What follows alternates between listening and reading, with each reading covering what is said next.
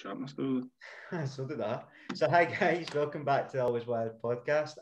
I'm Martin and we're joined today by my good friend Blair. How you doing, Blair? I'm alright, mate. How's you? I'm good, I'm good. It's been a long time since we've kind of done anything. We've been slacking a wee bit on the Always Wild front, but Because Scott get married. I know. So Scott's fault. Scott's got his balls in a wee basket. So we might see Scott again at some point. We don't know. It depends if his wife lets him come back. Delicious. Good old, huh? No seen you for a while, Scott, so... Yeah, he barely even responds in the group chat now. I know. It's... Prick. Huh? So I was... from off on a tangent already. That's brilliant. I like it. So this is a new episode. It's about... it's a football show. So kind of all things football. Aye. We'll be covering the fixtures, the results, talking about the results, predictions, transfer roundups, all that good stuff associated with the sweet game, everybody's favourite game. Everybody's favourite sport, even, I should say. Sport, no game. I made it sound like a ball game, didn't it? Everybody's favourite game. Obviously, for those that might not have seen any of the episodes before, I'm a Celtic fan. Yourself, you're a Hibs fan, and Scott's a Rangers stroke Liverpool fan. So with Scott, we get kind of both sides of the spectrum. He gives us the English perspective and the Scottish perspective, but it also shows you that Scott's got nice soul, that there is two football teams. he's just a massive Steven Gerrard fan. That's all. Why anybody likes Steven Gerrard is beyond me.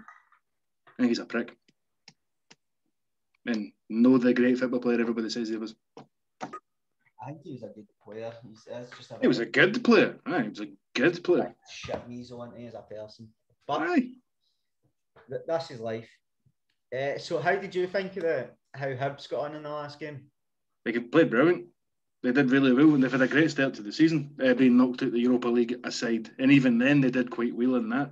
They had to play, was it 3 rounds of qualifying matches, and they get through the first 2 rounds, I think it was, before they get bet. So they did all right there.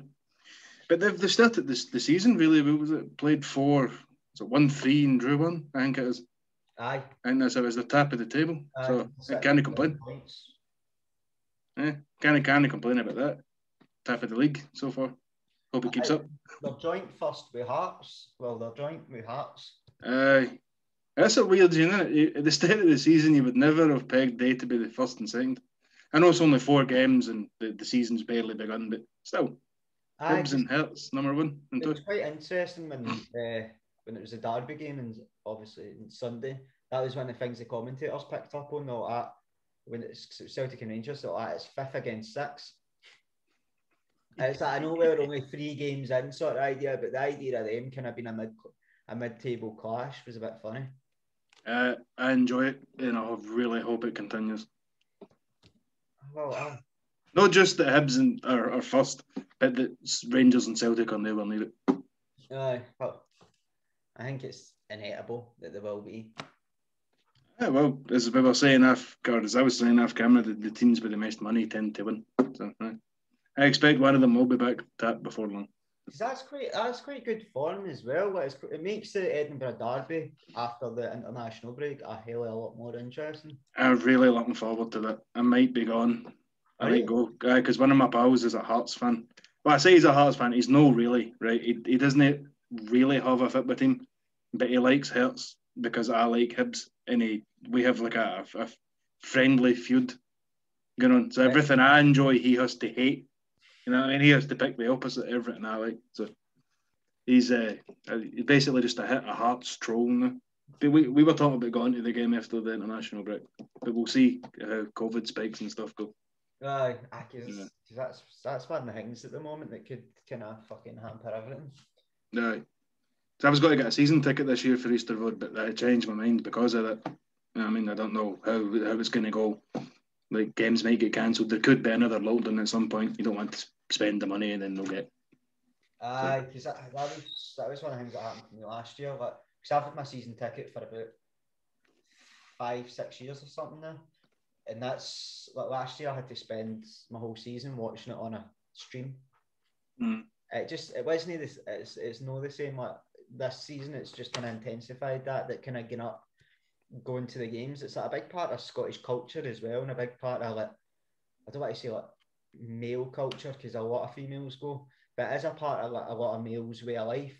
Well, broadly speaking, it's a fair thing to say. Obviously, women support football. Everybody likes football. It's the biggest sport in the world, which is I always get a bit annoyed when Americans talk about the Super Bowl being the biggest sporting event. So it's nowhere close. Nobody outside of North America cares. But the World Cup, everybody watches the World Cup. You know what I mean? It's the biggest game in the sport in the world. So obviously, women they enjoy it. But I know what you mean. It's like a running joke in Scotland, especially if you want to make a new guy pal, just go, right, who's your team?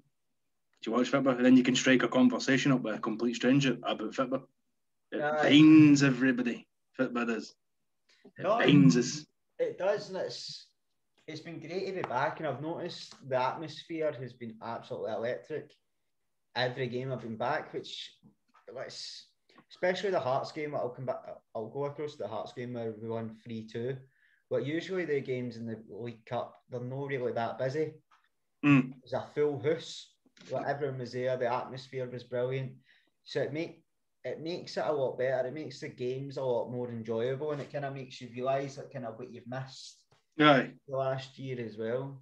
I definitely get that, but speaking on a strictly personal point of view, this applies really only to me. I always enjoy watching it in the telly more.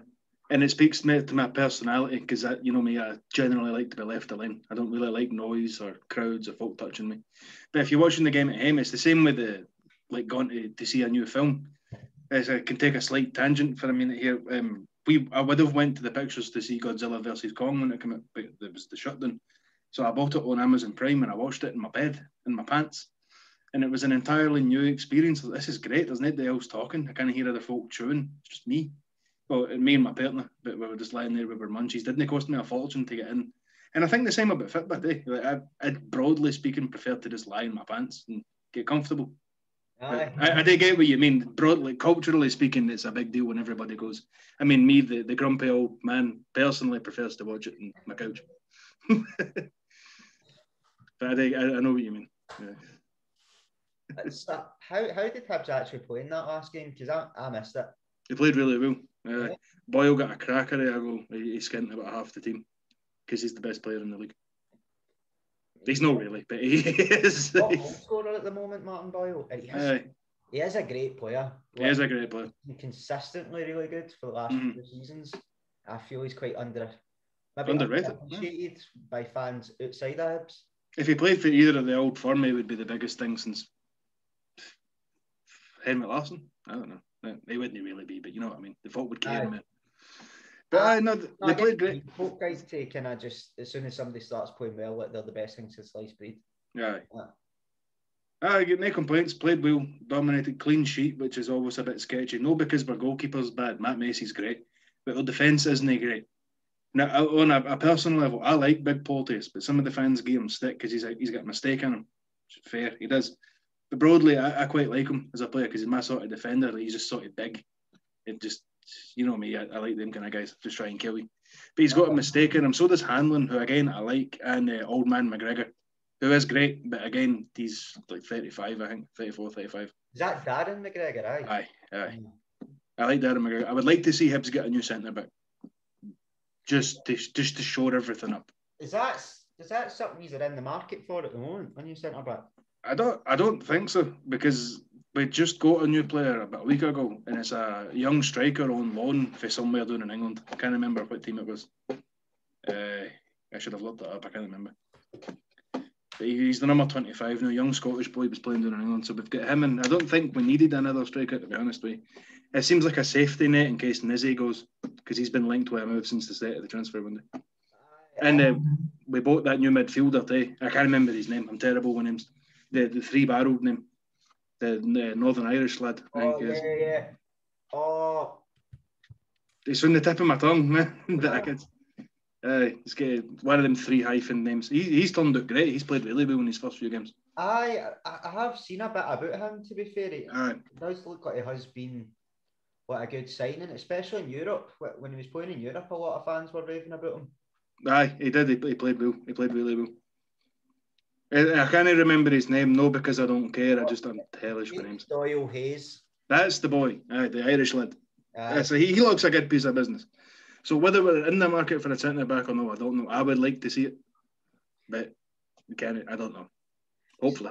I always think the boy he's bought last season for Hamilton, Gogic, he's a good player. He's like a good holding midfielder. He's like an absolute unit. The ball guy. Aye. Just feels in the middle of the park, and he's very technical with the ball at his feet as well. Proper defensive mid. I like that. Aye, it's my sort of player. No. But I think when you're at a team like Hibs, like just coming back to what you said about Kevin Nisbet, like it's always going to be something. Like, see when you have a good player, it was the same way Josh Doidge a couple of weeks ago as well. Like he was being left out of the team because they were anticipating a move. Aye. Thankfully, that's not materialised. You could tell there was something to that because the folk run the club came out and spoke about it. I can't remember who it was. I don't know if I think it was the manager, Ross. He said Ross said something to the effect that when you get a young player that's played like he has, it's bound to happen. Interest for outside clubs. And being one of the bigger teams in Scotland, but still knowing the anywhere near the financial level with the big two, when we have a good season, our players are probably going to go. You've seen it since time immemorial with Hibs. You go back to all back in the day when I was a young guy, all our best players were stolen at really young ages. Right. Kevin Thompson, Gary O'Connor, Reardon, there was somebody, Whittaker. Again, they all come through, they all played great at Hibs and then get poached by the big teams. Scott Brown, he's a prick though. Do you know Scott Brown? I hate Scott Brown. Yeah. Fake hard man. I thought he'd be a type of player. He would be if he was any good or actually hard, but he's not. He was a great player. I'd love to slap him. Oh, no. That was my thing back in the day, though. I always wanted to see Scott Brown and Gary O'Connor fighting, but it never happened. Because Gary O'Connor was built like a brick shit house. Gary O'Connor would murder Scott Brown. Let's be real here. The dude was huge. Big Gary. I love Gary. His son plays for Hibs now. I'm excited about that. Oh, do you? Josh O'Connor come through. He graduated for the academy at the tail end of last season. He's not got his dad's build, but like he's only about 17, so we'll get there. Hopefully. Hopefully he doesn't go to Russia. Hopefully he doesn't fuck off to Russia. Aye. That seemed to kind of be what ruined Gary O'Connor a wee bit. In Gary's defence, they were offering a lot more money than what Hibs could have. So I would have done it. I get it. Yeah. Like then he come back and he did really well. So coming back to the likes of Josh Doidge, I think Hibs do have a great player there, and I will be shocked if he sees out next season. I will say, aye. I think him having another season at Hibs would be massively beneficial, especially because that's one of the players I think Celtic should be in for. I think he's one of the country's best left backs. I think there's an argument there that he's better than Greg Taylor, who we've currently got. Even if he isn't at the moment, next season he definitely will be. Probably should have made the Scotland squad for the World Cup qualifiers. Aye, but it's not to start because then you're looking at Andy Robertson and Kieran Tierney, and like I respect that. But just to be in the squad to get the experience of travelling with the squad would have been good for him. Even if he wasn't going to play ahead of they two, and he shouldn't play ahead of they two because they're obviously better. I think Stevie Clark just fancies Greg Taylor more. I think he sees Greg Taylor's European experience, kind of experience of Celtic, and just fair fancies him more. And I think Josh Doidge is one of those players that he's definitely for the future. He's still he's very young. He is young. He's only about 19. Aye, he just came through the Queen's Park. He came from, wasn't it? Aye. Aye, he came through there. Had one season at Hibs because he played during the COVID season. Mm. I remember that, and then you don't want to see players getting their big move too young because I think it can ruin them, can't it? It can ruin them. They were saying the same thing last year about Nathan Patterson at Rangers. Nathan Patterson's one of the best young talents in the league, and then folk were complaining, why is he not in the national team? Why is he not moving? You got to give the boy time. You got to ease him into these things. It'll come. So Scotland's fullback situation for the next few years looks pretty set with Patterson in the right and Doidge in the left. Coming through. You like to see it. It gives you hope for your national team. It's that way as well. Young boy Ralston, he's proven for Celtic. He's proven to be a good player. Like he's I must admit, he was one of the players that I was very critical of for the last couple of years. I used to call him a bricky with FIFA bits on. I used to say somebody should rip up a raffle ticket because he'd obviously won a raffle to play for Celtic. And he just seems to be one of those players that I think at the start of the season he took a lot of criticism from fans, rightly and wrongly to a degree. I think people, including myself, were far too critical of him. He's a young guy that hadn't really played much football, was chucked in at the deep end, but he's been an absolute credit to himself in the club, and it's been. I think there's always something there. There's always something more impressive when fans, everyone around the club, sees someone as no being good enough. Because the players, they must know. That's what people are thinking. He must see these comments in social media. He must hear it in the media that everyone's saying, you're not good enough to play for Celtic. You're only in because there's no one else there. And then to come out and continuously put in great performances and kind of turn your career around within a short space of, what was it, a couple of weeks, completely changed what his Celtic career could look like, or what his footballing career, could look like in such a short period of time. And that is very impressive. It's an excellent learning curve for the boy. Aye. Because that's partial to the modern game. That's part and parcel of the modern game now, isn't it? Somebody plays 2 or 3 bad games, everybody's all over Twitter, oh, it's a shite, you don't belong here, get sold. Just got to try and, I suppose, I've never experienced it, but I suppose you need to try and drown that out and just concentrate on the football. Believe in yourself and the training, keep turning up to training and keep doing the job, and things will change. I think that's one of the main parts of it as well. That, and he had a manager that believed in him. And that's a big help. I think just that. I think just having somebody there that believes in you and is continuously playing you, because he could have chucked him out and just put Andy in there at right back, because we'd seen it in seasons gone by. We were playing centre backs at the right back position, that kind of idea. We see Rangers done it at the weekend. They played the boy Balogun at right back, who was actually pretty phenomenal. Which it was one of the things when I'll just come on to the Celtic Rangers game to fair. It was one of the things when I looked at the team sheets on Sunday morning, and a lot of my friends from both sides, they were kind of the same. When we seen Balogun at right back, the Celtic side, oh yes, we really need to get at him, and the Rangers side, oh fuck, they're really going to get at him. But that's another testament. The guy stood up, made himself counted, and was. I'm trying to remember if he won man of the match. I think he did, but I would say he was definitely my man of the match for Rangers. I thought he was phenomenal. That must have been a gutting result for you, looking at the Rangers team. They had a few notable absences, COVID related apparently. They had the boy at right back. McGregor was away, and that was always solid. You must have been looking at that going, right, we can get them here, and it didn't work out. I think, like, to kind of summarise how the season's been, like, I think we've looked phenomenal at times, and you can see the foundations of something potentially really special being built under this new manager. Like, I was just thinking back to last season under Lennon, and like the season before that, a lot of the football we played was very stale. Sometimes we were winning games, but you were coming away going, we didn't play too well that game. We looked at you were bored, sort of thing. Whereas now, it's like you're excited to go to the football, you're excited to go back. But every time you go home, you're checking your phone, going, right, when's the next home game? When are we back? When's the next time Celtic's playing? You've got that area of excitability. You're just excited and that's sorry, I had to go off there. And that's something that Celtic have done well this season. They've recruited reasonably well. I'm going to end up going into a rant about the board here, and I really don't want to. It's been a while for we've heard one of your Celtic management rants. I'm quite looking forward to it. Aye, because I think the manager, he's got the foundations there to make something really special. The philosophy that he's trying to play is remarkable. He seems to love that nice passing, intricate attacking football. He would rather win a game 5-3 than 1-0.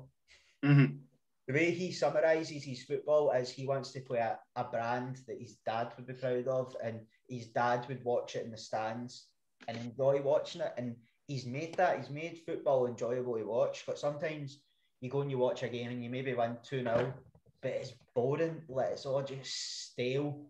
There was a clip of him just at the start of the season, and it was like, we don't stop. We play it forward. We don't stop. We stop at half time. We stop at full time. If the opponent stops, then that's great for us. And you see that because they're pressing all the time. The passing, they're always looking to be forward passes, looking to get in behind, and that's where the likes of Kyogo and Abada have really improved us.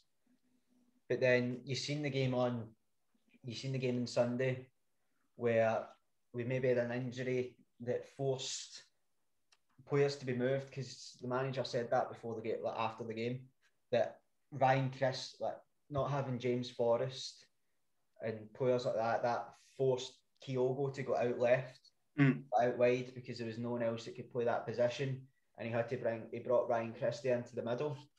So it's just, again, it's a complete lack of resources. It could really punish us. And we were talking about this a wee bit off air, but we've seen three of our, you might want to call them key players. So you've seen Odsonne Edouard, he looks like he's leaving to fucking Crystal Palace. Christopher Aya, he's went to Brentford, and Ryan Christie looks like he's gone to Bournemouth. It's like, that's three of your key players that have went to absolute dross. Like, how can you compete with that? You can't. This speaks to something else we were talking about off camera. That for all the likes of Celtic and Rangers collectively can outspend the rest of the Scottish Premier League combined, which they can, their financial resources falter against even the Championship teams in England. The calibre of finances available to the leagues is there's no comparable. So Bournemouth, terrible football team, and if you're a Bournemouth fan listening to this, then I'm sorry, but it's barely a real team. Let's be honest here. But they can still outspend everybody in Scotland put together. There's something's criminally wrong with it, and we could sit here and rant all day about how Scotland needs a fair telly deal, similar to what England does, where all our clubs are compensated. That'll never happen, so it's not worth complaining about. But even that's why this happens. This has happened for years to a lot of Scottish players. You look at the Scottish national team historically. A lot of the key players in it play in the Championship, not even the Premier League.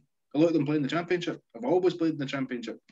It's sad that the second tier in England seems more appealing than the Premier tier in Scotland. But it's a money thing, isn't it? If you're one of these young guys, that's how you make your living. You've got a family and stuff. It's hard to turn up. It's hard to turn down. Sorry. So I get it, but you hate to see it because it will happen to Hibs too. It's always, like I said 10 minutes ago, it always happens to us. All our best players always leave to all corners where they go because that's where the money is. It's a shame. You've lost one of your best players last season to Birmingham, didn't you? Aye. To Birmingham. Aye. I mean, it's the same with Aberdeen. Aberdeen lost Sam Crosgrove to Birmingham. You know, how is... And that's where the telly deals are. That's where the money is. Until we get a fairer television deal in Scotland that sees all the teams, all 12 of the teams in the league fairly compensated, then you're going to continue to see that.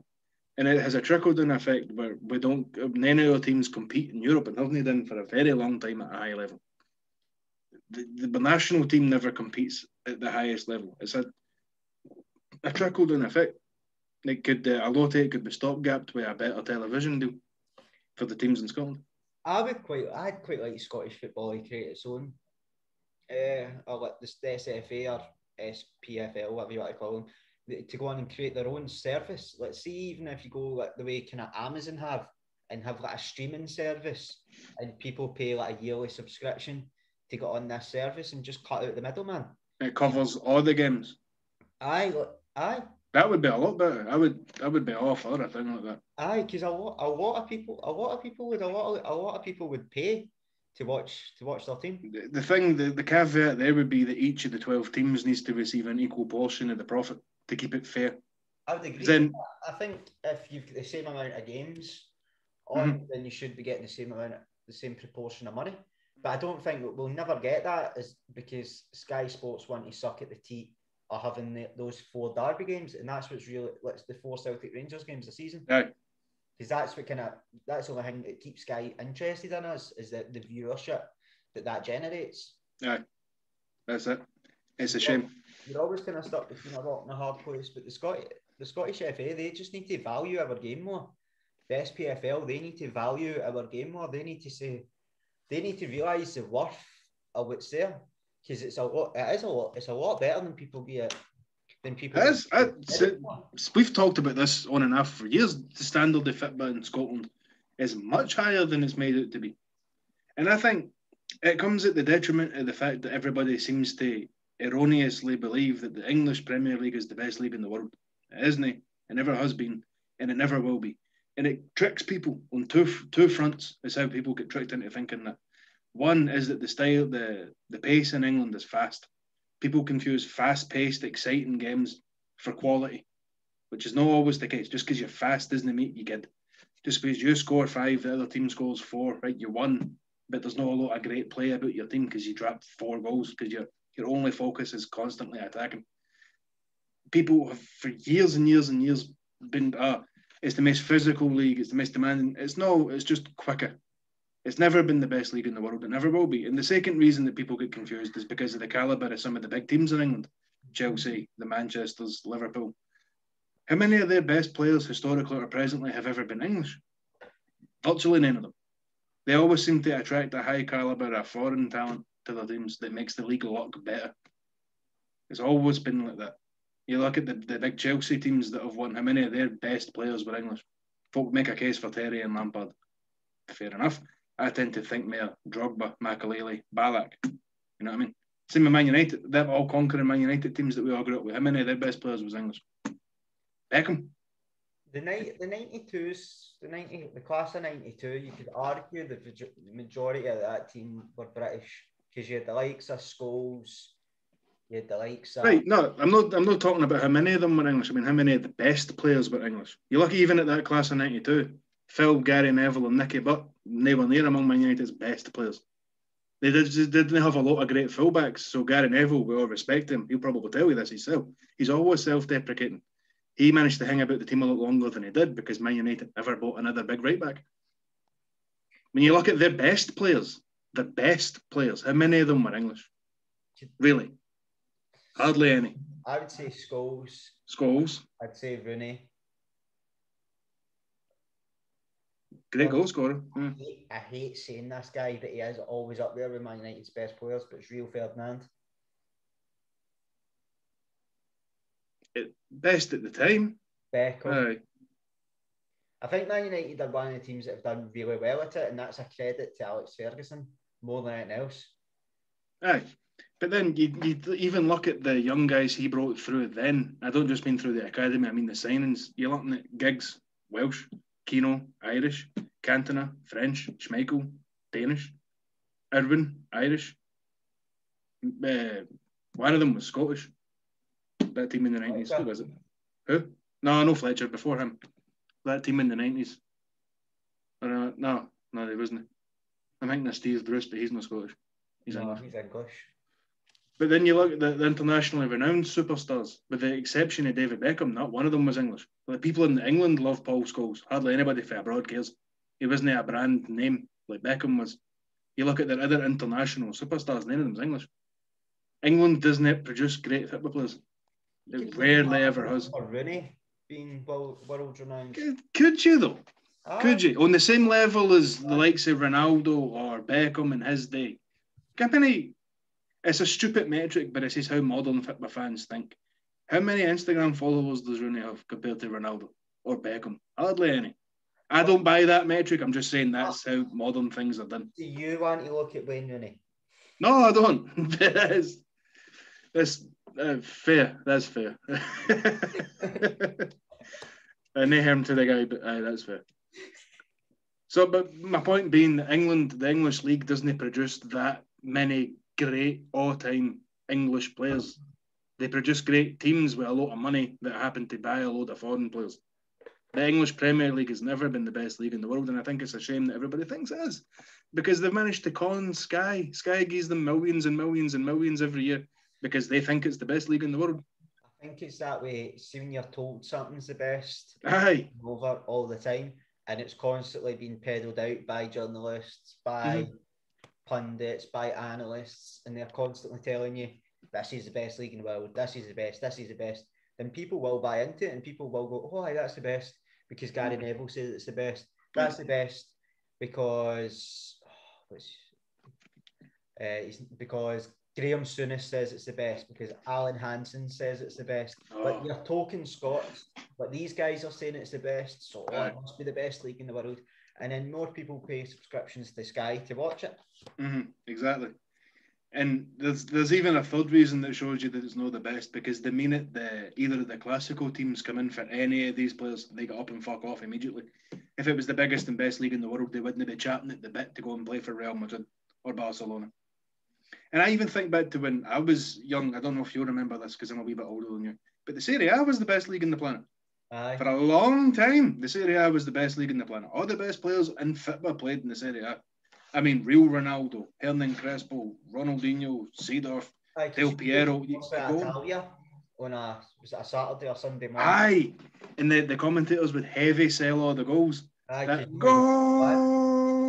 All that. It was brilliant. There was only one goal a game. Because they don't play it. That's the excuse me. There's a criticism that England, I hear a lot coming from fans of the Premier League, the Serie A is a joke league, and I go, well, why is that? Because look how slow it is. I mean, so it's a joke league because it's slow. No, you look at the things that happen in Italy. The quality of the passing, the quality of the tackles exceeds anything England has ever seen or will produce, and it's reflected in the national teams. Who just won Euro? Italy. Why? Because the league produces excellently skilled players. The English team was faster, stronger maybe. Nowhere near as technically skilled football players as what Italy produces. The fact that Italy just trounced them in the final is proof of this. England got that one goal on their quick break of play, they scored, and then Italy played them off the park for the rest of the game because England can't compete on a technical level. How many great passers play in England like that are English? Who's the best passer in the Premier League right now? Kevin De Bruyne. What's he for?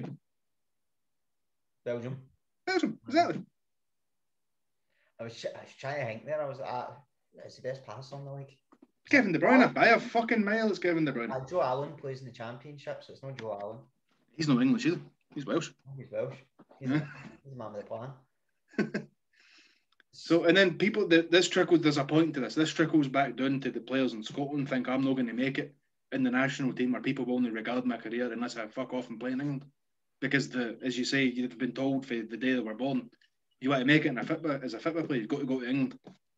It's a complete scam. And a lot of people believe that to improve their career, they need to go to a lower flight English team. Aye. Just to get into a bigger English team. And I think for a lot of players, that's absolutely nonsense. And we've seen that with the likes of Kieran Tierney. Kieran Tierney went straight to Arsenal. I know we're all laughing at Arsenal now, and it's hilarious how shite they're doing. But when Kieran Tierney's time for Arsenal, it was before Mikel Arteta.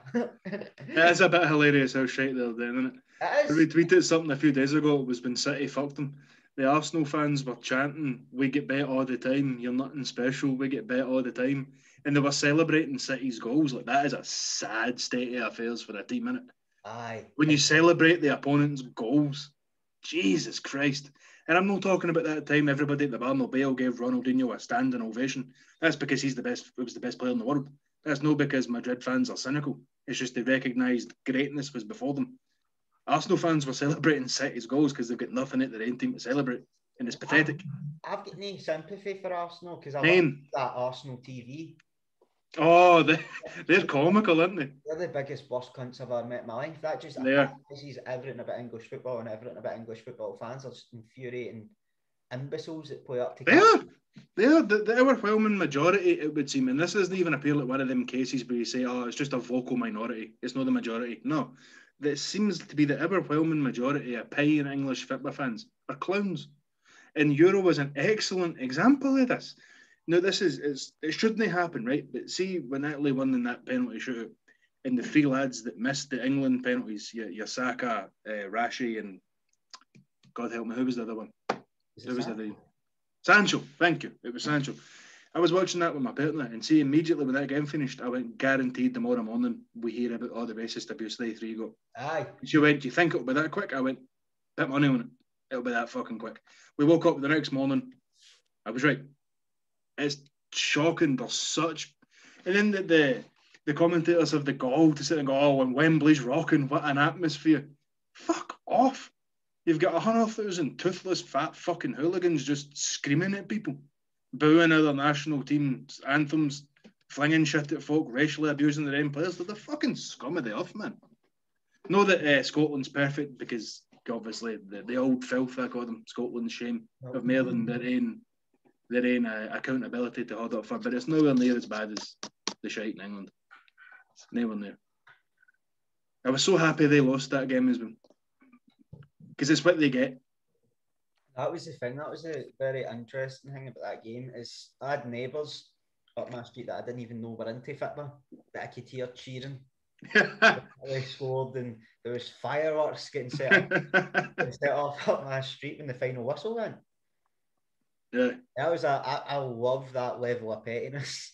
I did. I lap it up, and then they get it confused. Like, oh, everybody in Scotland just hates us because we're English. You're like, no, it's not that.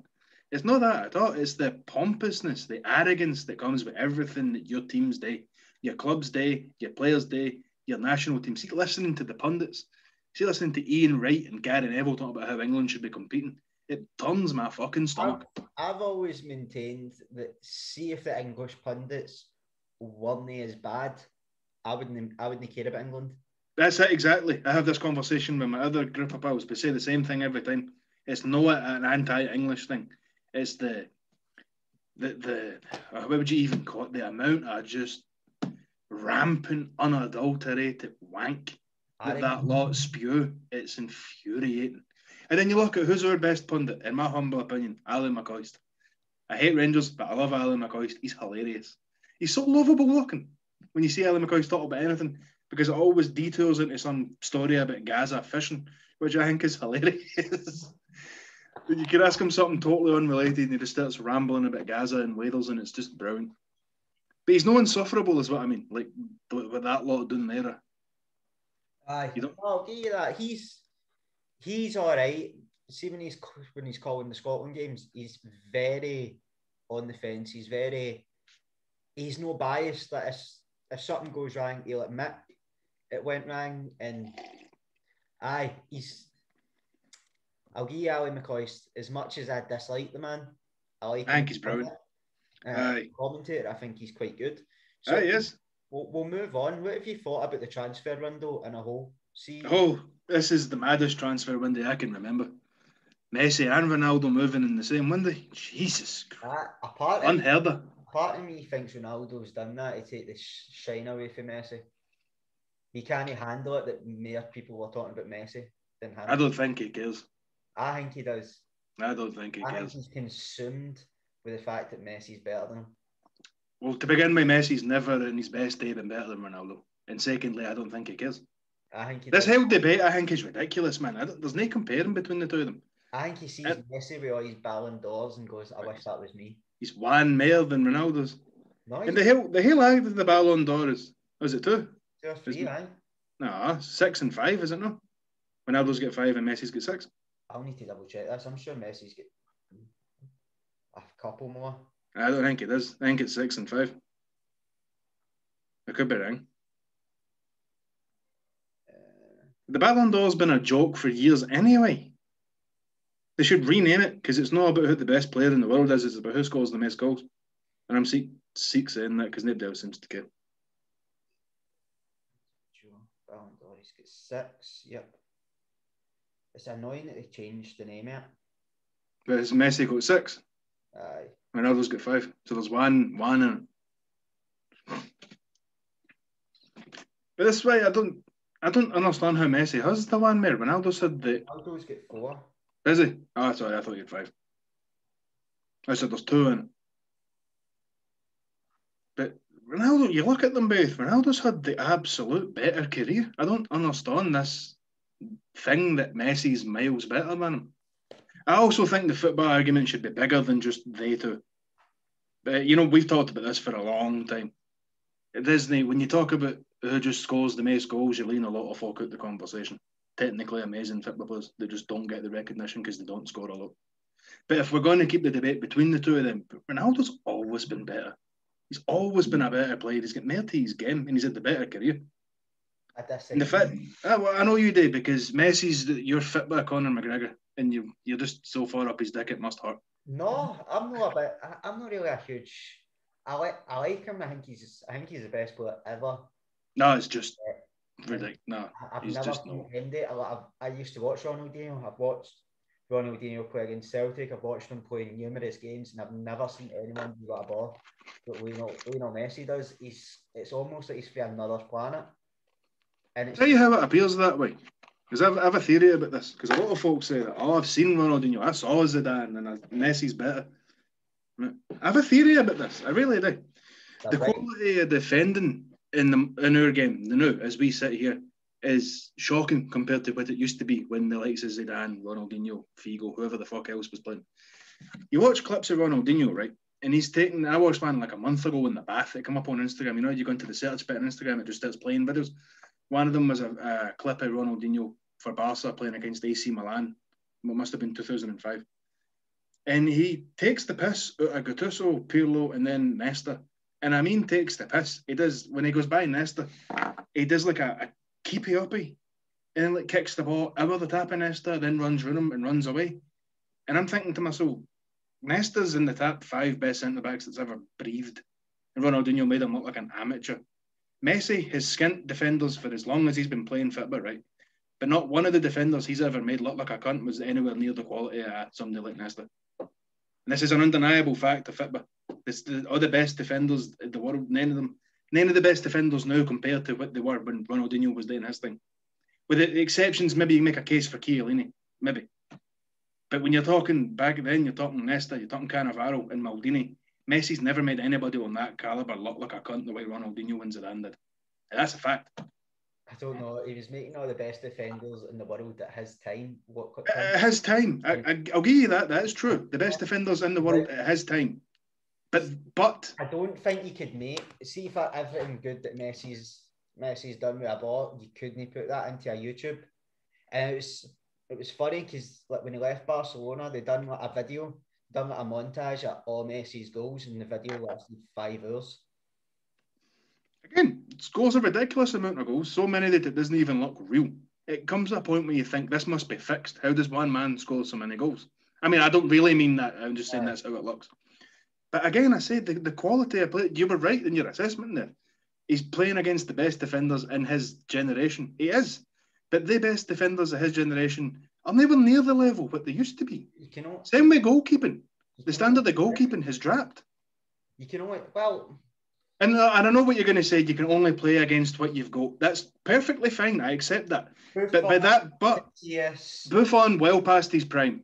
No, Messi's been about for about more than 15 years. No, quite. He wasn't always at that level. Remember when he started out? He wasn't always at that level. 2006, 2007. We've never seen players as consistently high level as Messi and Ronaldo.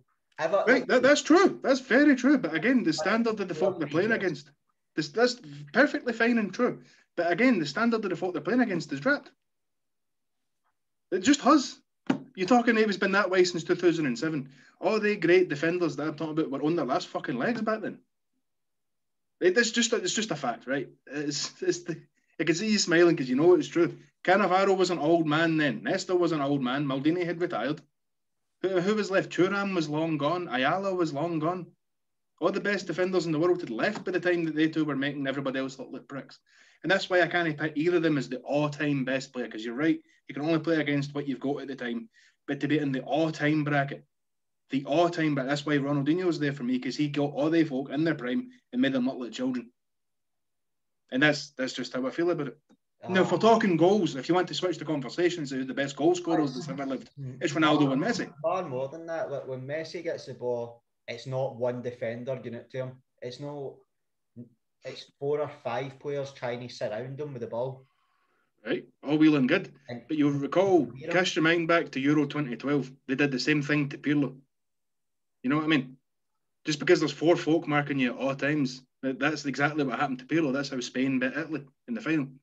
Cast your memory back to that game. There was 4 men on about Pirlo at every time. When it comes to Messi, it does majority of the time it's not working. You get 4 players on him every game. every game you get 4 players at world-class levels trying to surround them and they don't get near them. No, every game's world-class level. How many players in Spain have got... How many teams in Spain, have got truly world-class players? There's what, 20 teams in the Liga? How many of them boast a truly world-class lineup? Real Madrid, you could argue 2 or 3. Atletico, Sevilla dominated Europe for a while. They dominated the Europa League, let's be clear. Aye, they've dominated that, which is a lot of really good teams.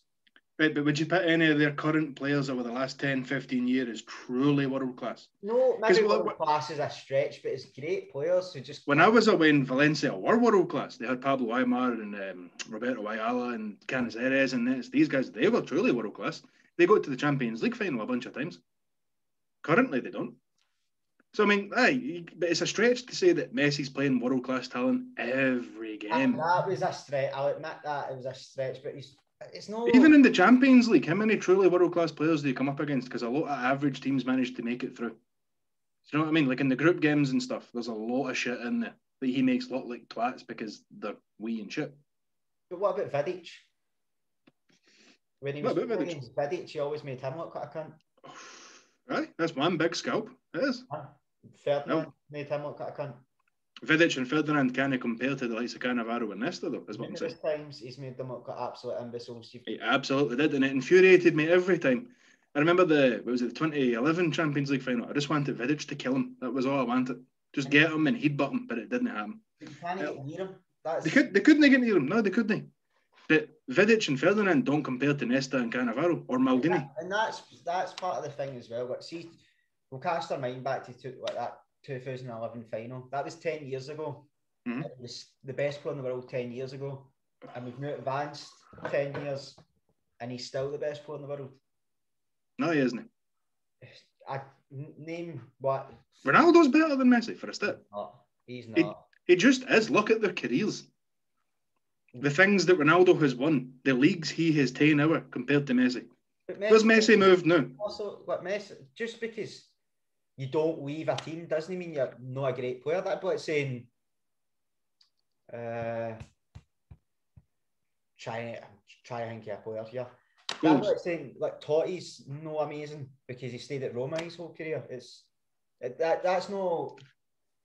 No, that's not strictly what I mean. But you look at the challenges that Ronaldo has done. Ronaldo compared to Messi. Like he dragged Portugal to win in Euro. Portugal suck. The rest of their team's pish. They've got a good team to be. They don't have a good team. They're like you put Portugal starting 11 against France. No, but he got them to the final, didn't he? Aye, but he went off in the final injured. Aye, and then he practically managed the team for the sideline, if you remember. He was screaming at everybody. Aye, he was running about like a fanny, trying to make it all about him. He was trying to bark orders to his players. Let's call a spade a spade. No, he wasn't.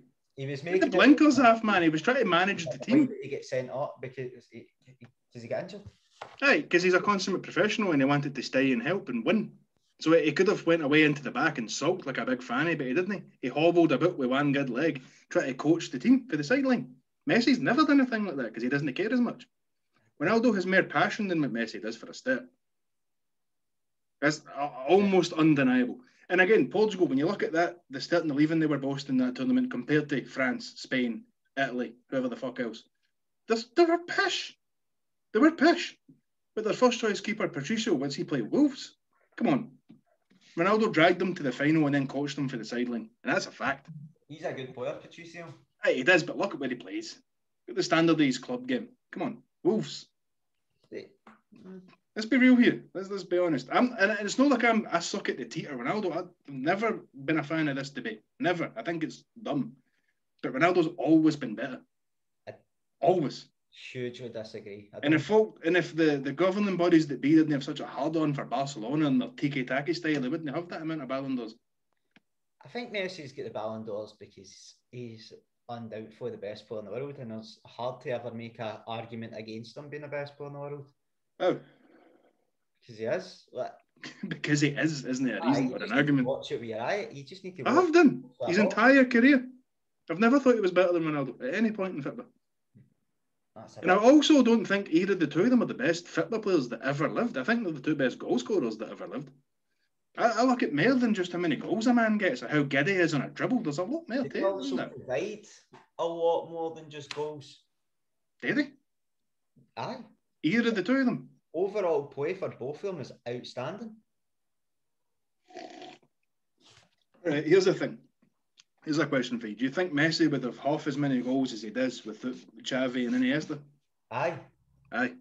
So he continued it once they left. He wasn't getting as many a season once they two left, though. It dropped a wee bit. He still got more than everybody else, but it went down a bit. It was picking. It went like that, up and down. But we could argue this to our fucking blue in the face. What do you think about the rest of the transfer window? I hope Mbappe goes just to annoy everybody. I hope he goes to Real Madrid.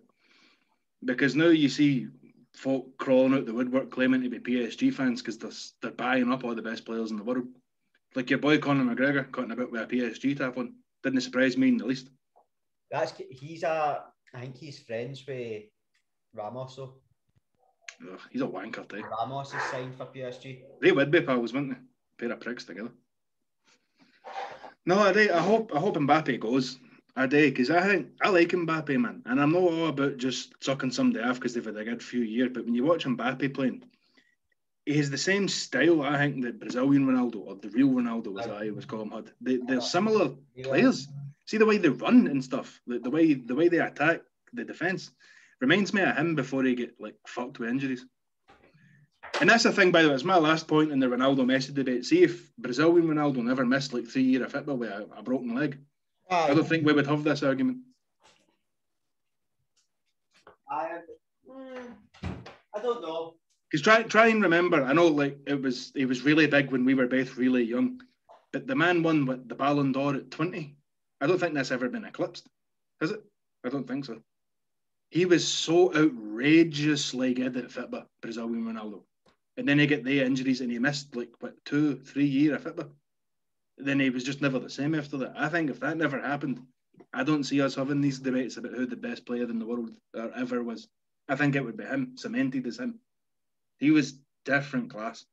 I think with that's one of those arguments that if your granny had balls, should be your granda. I know all that. I understand and appreciate that. But when you watch him play before his injury, it is a different thing. It was different. It was special. It was really special. Maybe that's why I don't see they two the way some younger people might. I don't know. Because when I was a young one, that he was the guy. He was Fitba. Like he was in the cover of everything. He was everywhere. He was the product of every Fitba conversation. And again, folk only say France won the World Cup '98 because he missed it. I know it's maybe not true. Maybe France would still have won because that team was outstanding. They had everybody. But Ronaldo was so good. So good. He might have been better than Ronaldinho, actually, in his prime. He was ridiculous. I might later on go and watch some highlights of him because it was quality. But anyway, the transfer window, it's been a mad one. And if Mbappe goes, then it's going to be even madder.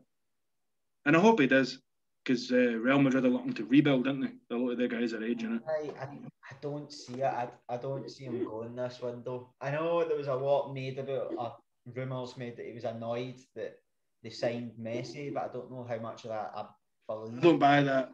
I think the thing is, he's always been quite honest. This is why I used to laugh at Scott for this, because he'd be like, oh, if Mbappe leaves, he's got to Liverpool. I'm like, no, he won't. He's a Real Madrid fan. Aye, there's pictures of him with. Aye. A, Liverpool couldn't afford him, and B, he's a lifelong Madrid fan, like most young football players, because they're the biggest team in history. So if he goes, he's got in there, and I think he'll do really well there. So I think he'll do really well anywhere he goes. I think he's got a huge... He's got all the makings of a true world beater, that boy. Aye, so he does. I like him, Mbappe. What age is he anyway? 20? 21? 21, aye. I think the only thing he's not really won is the Champions League. Which I still don't think PSG will win that, by the way. Even with Messi and Mbappe and Neymar, I just don't see it. I don't know. I fucking hope no, at the very least. I must admit, I'd prefer them to win it than an English team. See, I'd rather they win it than Man City. Well, maybe. Purely because one of my pals is a Man City fan, and every time Man City lose, it's funny to annoy him. especially. I do hate Man City, but Kevin De Bruyne is fucking brilliant. The only upside I can see a City winning the Champions League is that he would get to win one. De Bruyne.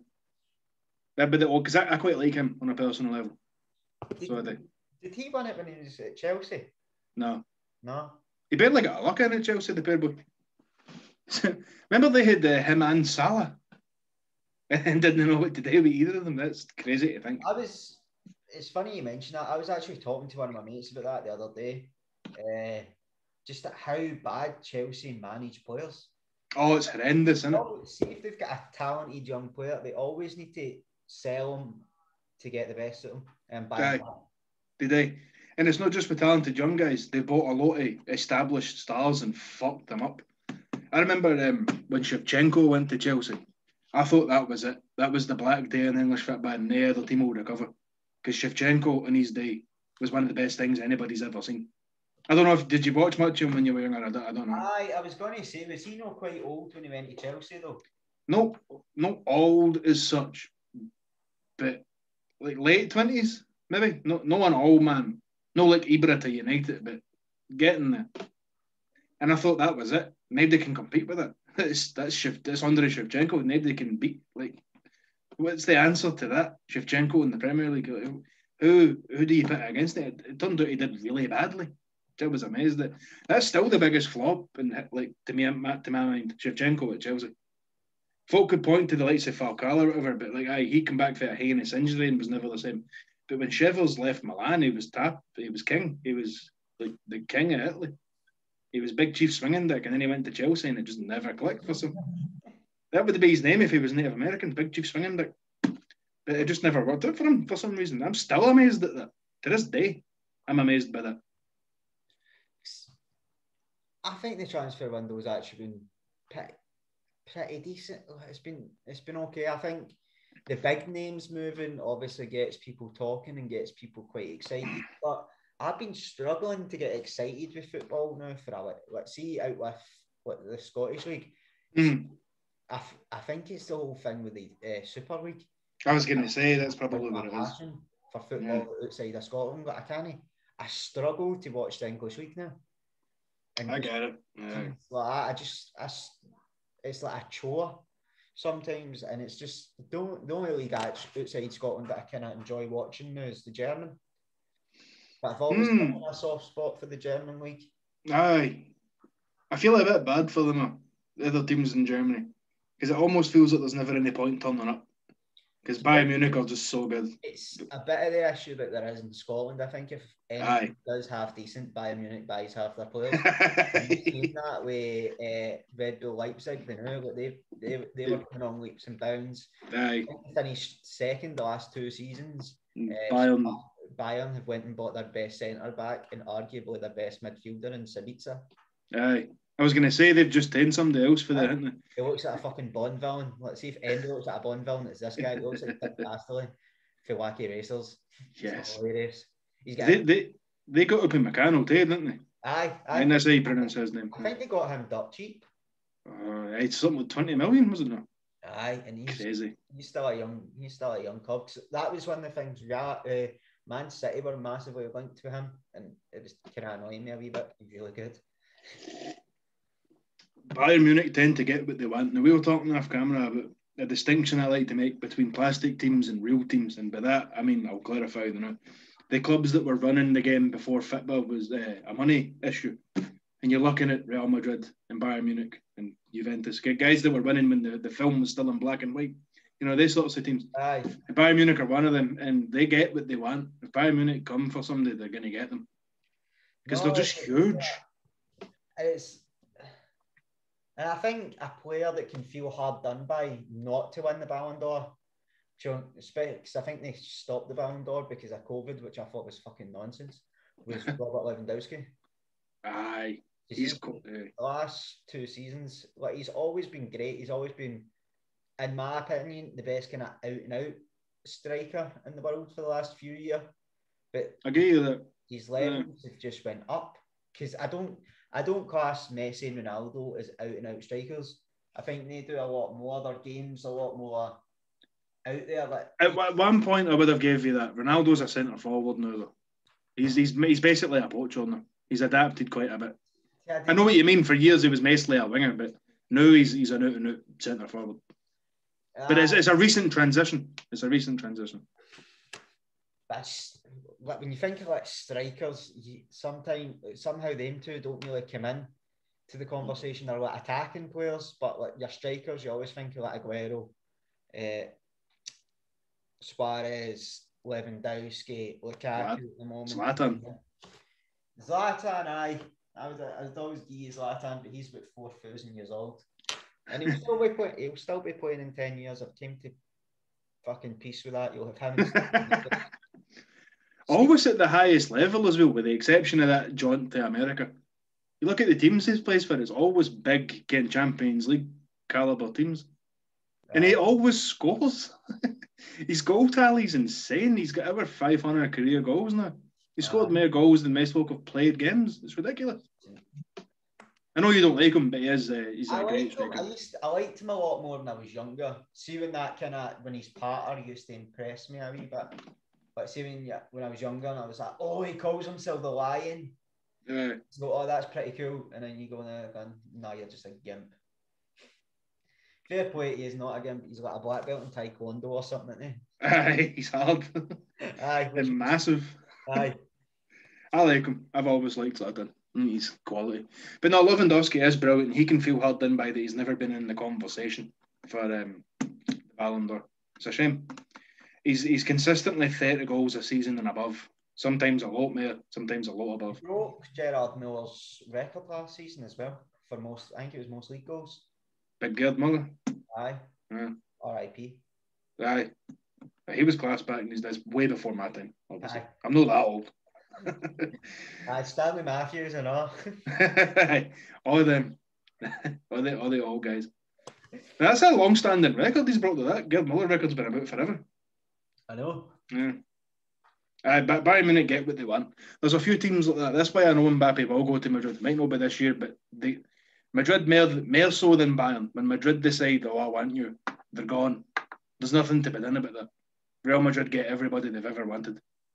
And I think Real Madrid at the moment, it seems a great kind of challenge for a lot of young players because they are in a kind of transition phase, which I think is always going to happen when you sell Ronaldo. When you lose players like that, it's such the whole team's essentially based around them. Like everything that the team does well is usually based around that player playing well, and it's the same with Messi. Like the influence Messi had in Barcelona, a lot of people argue is too much, and I would maybe agree with that to an extent. When he had a hand in transfers and who can and can't play for the club. I think the only person to ever have such an influence is Maradona. When he was at Napoli, I'm sure he was dictating. It reminds me of when they used to let Hulk Hogan book in WCW. They let him book the matches, and then he just made himself champion. That should never happen, though. Like, it's funny, but it should never happen. It's even the same with the Argentinian team. Like, that was the reason that Icardi wasn't getting called up for years, was because Messi didn't like him. That's a sin, man. Icardi's a great player. But he did shag his mate's wife. Was she hot, though? It was okay, but the whole scenario was very seedy. As these things always are, but let's be honest here, we're all men here. He used to go on holiday. Wait, the guy's name was Maxi Lopez. He used to go on holiday with like Maxi Lopez and his wife at the time, and they would like go away, wee jaunts with him and the kids, and then he got with Maxi's wife, and then he became like stepdaddy to the kids. Jesus. Getting, like, the kids' names got tattooed on him and all that. For fuck's sake. And she became like his manager. It's fine. We can sit here in condemnation of the guy, but if she was hot and willing. Maybe she was just prepared to do things to him that these other women wouldn't do. You can't rule these factors out. It's fine to sit and say, that's deplorable, that's horrible, but if she's offering the good stuff, like the really good stuff, and you know what I mean, that's why you've got that wee smirk on your face, you know what I mean? When she's offering the good shit, it's hard to say no. So you can sit here in condemnation, oh, he's a piece of shit, Aye, all well and good, but Karen, she's saying, right, my husband's, I'll suck your cock for the back. You're like, aye, fine. You know what I mean? Messi was like good pals with Maxi Lopez, and he was just mad at letting this guy playing in the team. And I think one player having so much influence is never healthy. No, it's a terrible idea. Aye, and you can, but I know Argentina they've just won a major tournament in the summer there, but you could argue that it's not great for morale if such players are having such a high dictating who plays and who does. Argentina's a funny team because up until they won the Copa America, they've been shite for years. I mean, you look at the depth, the talent they've always had. There's something going on. They've always had great players, Argentina, but they don't play. It's like Holland. Always get great players. They just don't play with like Holland. Don't win things. And for the longest time, Argentina didn't win shit either. Aye, it was like they were getting to finals and that. Yeah, then getting pumped. Getting over the line. Yeah. I wonder how they'll do in the World Cup. We'll get to that because we've still got to talk about Scotland's World Cup team. Aye, we can move on to that if you want. Like the lineup for the Scotland teams came out. What did you think of it?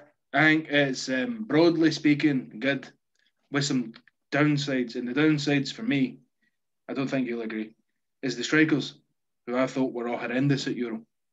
Dykes and Che Adams, I thought they were both really bad at Euro.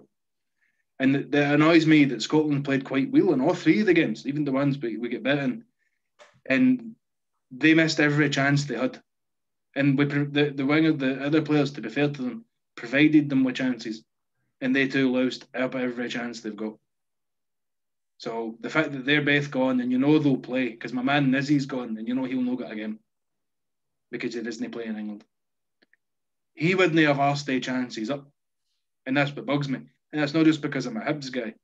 Nisbet's lethal. But Guy Nisbet, they kind of chances, he scores them. Adams and Dykes. I haven't seen Lyndon Dykes score a goal. I don't follow him. I don't follow his club team. So maybe he scores a lot for them. I've only ever seen him play for Scotland and he's not scored yet. I'm sure he scored like a decent amount last season. Who does he even play for? Queen's Park Rangers. He used to play for Livingston. Queen's Park Rangers. He went for like a decent amount of money. That's standards as well. That's fraudulent. He should be done for fraud. Being paid as bought and paid to be a striker. Should be done for fraud. He's pish. And I'd never heard him until he played for Scotland. I had my hands up about that. But then you told me, you made me feel quite good about him in the build-up to Euro, because I'd never seen him play and you had seen him play. He's like, oh no, he's good. He huds up play and he wins headers and he gets in the box. And I'm like, all right. I'll done really well for Scotland during the Euros that I felt. Right. He was holding, kind of hustling, bustling. Aye, but again, one of them old-fashioned cunts that wants his strikers to be scoring and no missing every chance that they get, and that's just what he did. And then the same thing with Che Adams come in. We did a big song and dance about it on one of our last shows. I don't care that he's English. If he plays well, it'll be fine. He'll come in. And everybody said, oh, he's great. He'll be great for Scotland. Like, all right, I'll believe you, because I don't watch whatever team it is he plays for. I'm like, right, fine. And then he was shy. He was just shy. So it's all right. Che Adams. I think the team. I think a lot of the time they didn't play great collectively. No, they didn't play great, but they laid off a lot of chances. And the strikers missed every one of them. We got one goal in the whole thing, and it was your man, McGregor. Aye, Callum McGregor. Scored a belter there, a goal from outside the box. I think, especially in the Czech Republic game, I think it just kind of gets shown like where the differences in Scotland lie. Like all over the park, we kind of matched Czech Republic quite well. I think the difference is they had a very high level striker with Patrick Schick. Aye, funny name, but he is great. Bayer Leverkusen, he's fantastic, and he was the difference maker. And I think he was. Scotland just need to kind of get used to these tournaments, get a feel for these tournaments, start to lose the kind of edge that seemed to be on the team. Like it was a nervous energy, which it was quite surprising because a lot of the players are experienced at a high level, but they've never experienced this. So I think maybe the next tournament, if we get there, it'll be a bit different. Maybe. Still very hopeful for this Scotland side. Maybe they were nervous because they knew they could sling all the great balls into the box they want, and they two Egypts would miss everyone. Maybe they knew. Maybe Robertson knew I could bang up this left wing all day. I could cross the ball in there till the sun sets. And Adams and that big baldy bastard will miss every single Who would one. you have held them? Kevin Nisbet. Kevin Nisbet's in. I know, but he'll not get played. Aye, but in the team, who would you have in it? Oh, in place of them. Well, no Ollie McBurney. We covered that. Who's left? I don't even know. Who's left? Lee Griffiths, who's not really kicked a ball for 2 years. Well, that him. I made a case for him in the last one day, but the fitness is a thing. If he's fit, he's better than both of them at finishing. He might not be a better football player than either of the two of them, but he's a better goal scorer. If he's fit. Aye, him. If he can get into shape, I would take him instead. I'm very surprised Anthony Ralston's not on this team. Aye. Very surprised. I think putting a guy, like, no disrespect to Nathan Patterson, I was excited about him going to the Euros and I thought he'd be great, but he's played 90 minutes of club football he's played 180 minutes of club football this year. He played on Thursday over in Armenia and he played against Dunfermline. Like 180 minutes over a guy who's played every game since week in, week out. He's been performing very well. Aye. I don't know if he'll make the side now that Greg Taylor's out, because Greg Taylor's been pulled. Nathan Patterson won't be able to play the first game because he's still adhering to fucking COVID regulations. I'd like to see Ryan Gold in the team. So with that, I think Ryan Gold adds something to that midfield. I don't know if we really... A level of creativity that they don't have. I think there's a good argument for the boy Lewis, because Lewis Ferguson's made the team. The wee Aberdeen fella. I like him. I do like him. Yeah. I think I'm glad to see him. I think he could maybe provide that. I think. Will he get the game time though? I think your midfield will probably be McGregor. They've got to throw the poster boy Billy Gilmore in there, don't they? Because your man McSauce, he's not made the team. That's a weird one. He's better than all of them. Billy Gilmore, but he has become the poster boy, honey, and I don't get that. I think he's a good player that's going to have a huge future in football. But hey, in 3 or 4 years from now, at this moment in time, I don't know that I'd be taking him. And if I was taking him, I don't know that he would be a guaranteed starter. I would definitely have him in the team somewhere. But I think this needs him having to start over other players that have... That's what it is that I question. The fact that he's going to be a guaranteed starter is a bit suspect. It'll be different now that he's guaranteed game time with his club. That was one of the... Because he's on loan at Norwich at the moment. That was always something that kind of put me off, was he wasn't playing at Chelsea. Time at Chelsea, he was getting minutes here, there, and everywhere. And he was, to be fair to me, he was getting a decent amount of minutes at Chelsea. Let's see, for Chelsea playing young players, they're usually rather appalling. But he seemed to be breaking into the team, and that kind of highlighted to me, like, this boy, he must be fucking good if he's managing to break into that Chelsea team. I don't doubt there's talent there, but you're right in saying he's going to be a guaranteed starter, which is what I question. I would take him. He wouldn't be indispensable. I would anchor my midfield in about John McGinn, which, despite the song, isn't better than Zidane, which is, it's a funny song though. But he is good. He is our best midfielder, I think. And I like your boy McGregor. Well, I say I like him. I don't really like him, but he's a good player. You know what I mean?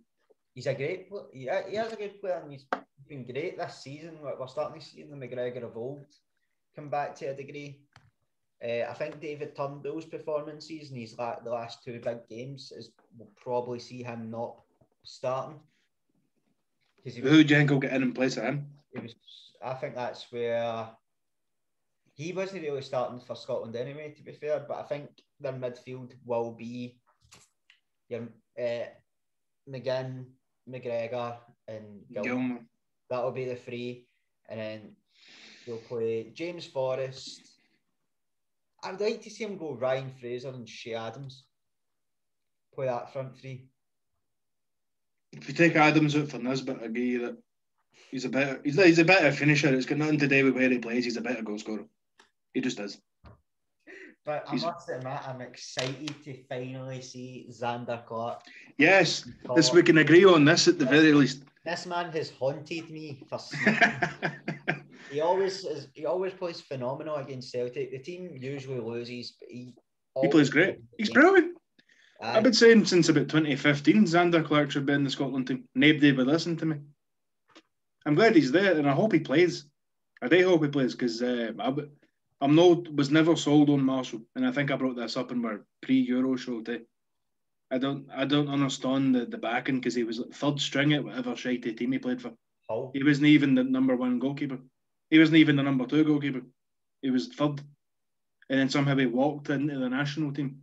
I get that he saved the penalty, but he wasn't any good. He's the goal. A lot of the goals he conceded at Euro were soft, and one was a horrendous mistake. Was that the one against Czech Republic? No, aye, that goal, aye, and everything that led to that was horrendous. Jack Henry's back pass, or whatever he did, so he was complicit in that for something. I can't remember exactly what it was. I think it was a back pass that never made it to where it was gone. And Marshall was camped out in the halfway line for reasons only he will understand. And we never come back into it after that. I've never thought he was that great. I mean, he's fine. I've always thought Craig Gordon was better. Shoddy distributions aside. And I'm glad Xander Clark's there, and I hope he plays because he's really good. And when our keeper just left, I part of me hoped that we would go and buy Xander Clark for St Johnstone. I tried to rationalise it in my head. I was like, oh, Hibs are bigger than St Johnstone. We could get him. We could go in and steal him. Aye. I know they just won the double, but like traditionally Hibs are bigger and they've got more money. I'm just. Aye. No, they had a better season other than us finishing third. They had the better season. But I rationalised it. It's like we could pay more than they can. Go and get him, steal him. Matt Macy's fine, but I would prefer Xander Clark. But I'm glad he's there. I like Scott McKenna. Scott McKenna's back in the team. My sort of defender. Oh, aye. He's down south now as well. I think he went to Forest. Formerly Aberdeen. Now he's my sort of defender. I like Scott McKenna. Slow as a week in the jail though. I've seen Milk turn quicker. He is slow, but he's big and strong. And he always has this 1,000-year stare in his eyes, like he's got no emotion behind his eyes. I don't know if you noticed this. I would accept that. Whenever the camera pans over him, he just has these like wide serial killer eyes. Aye. As if there's something not quite right going on in his head. And that's the quality in a defender I like. Scott, you remember that Scott always used to slag me because I really liked Ryan Shawcross. And he would say all the same things you just said. Oh, he's slow, he's passionate. No, but he would rather kill you than let you take the ball by him. And I like that quality in a defender. So and McKenna seems to have that. He likes a tackle. So I'm glad he's there. It'll definitely be interesting. It's some difficult games. Obviously, we've got Denmark. Oh, they'll shag us. That'll be a shagging. The Neymugs, I think we just need to accept the fact they might run away with the group. But Denmark will run away with the group. Scotland have showed before that seeing the bit against the big teams, they are capable of pulling out results. They have done. Yeah, they like a giant killing every 10 years or so. So they do. They'll do one. Oh, hopefully is the word. I don't see it. I think Denmark will put us to the sword. The other games, I can see us getting to the playoffs though. If we play, I must admit, I usually see that international breaks all the time between club season. It starts to annoy me a wee bit. But I would rather just watch the club and then have international breaks in the summer. Aye.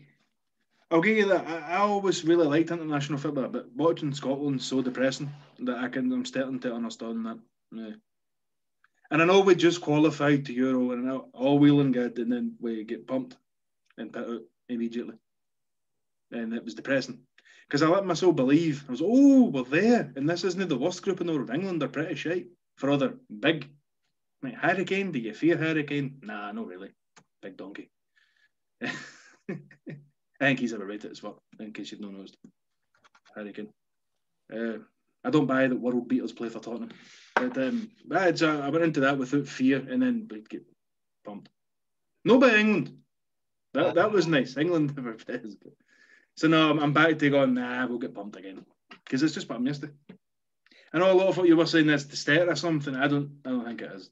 I think that was a 1-1. We'll go back to bottling it like we always do. So on that cheery note, we'll leave the podcast on that cheery note.